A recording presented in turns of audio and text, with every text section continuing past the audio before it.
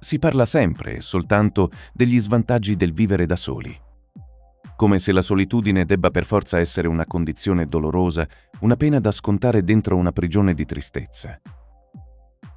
Ma ne siamo sicuri? Certo, esistono situazioni dolorose. Di sicuro si soffre quando si rimane involontariamente soli. Ma una cosa è la solitudine subita.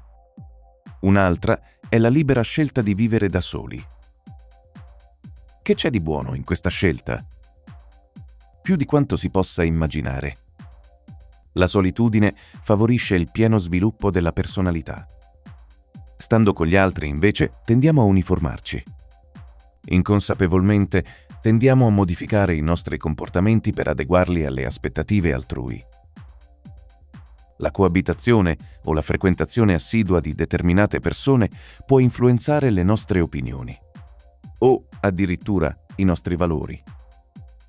La presenza continua degli altri inibisce la piena espressione delle nostre emozioni e dei nostri desideri. Quotidianamente e senza sosta, sacrifichiamo la nostra autenticità alle norme di buon comportamento. E questo costante, ininterrotto sacrificio può essere stressante. Al contrario, vivere da soli ci mette al riparo dallo stress. Crea uno spazio vitale dove le tensioni si sciolgono. Non solo, ma permette anche di recuperare l'autenticità perduta, dandoci agio di guardare dentro noi stessi.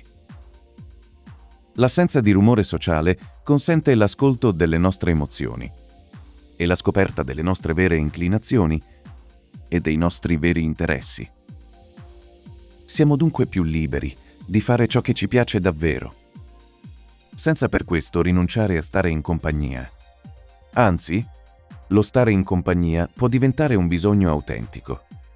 Stiamo insieme agli altri perché ci piace farlo, e quando ci piace farlo, non perché dobbiamo, ma perché vogliamo. E c'è un altro aspetto da considerare, quello dell'autonomia. Vivere con altre persone potrebbe creare rapporti di dipendenza, che possono essere di tipo pratico. Per esempio, se è soltanto un membro della coppia ad occuparsi del bilancio domestico, l'altro non ne sarà capace in caso di bisogno. Ma possono crearsi anche rapporti di dipendenza emotiva, che spesso sono alla base di relazioni tossiche. E qui è proprio il caso di dire: meglio soli che male accompagnati. Attenzione, vivere da soli non fa per tutti. Ci sono persone più adatte e persone meno adatte a questa scelta di vita. Chi sono i più adatti? Gli introversi e le persone emotivamente sensibili. I creativi, il cui mestiere richiede un certo grado di isolamento.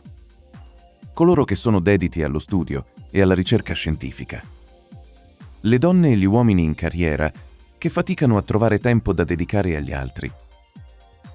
Ma anche chi esce da esperienze fallimentari di coppia, soprattutto se ripetute. In questi casi è bene prendersi una lunga pausa di riflessione. Stare da soli servirà a capirsi meglio e sarà una magnifica occasione di crescita personale. Eccoci alla conclusione. Hai qualche suggerimento da dare? Scrivilo nei commenti.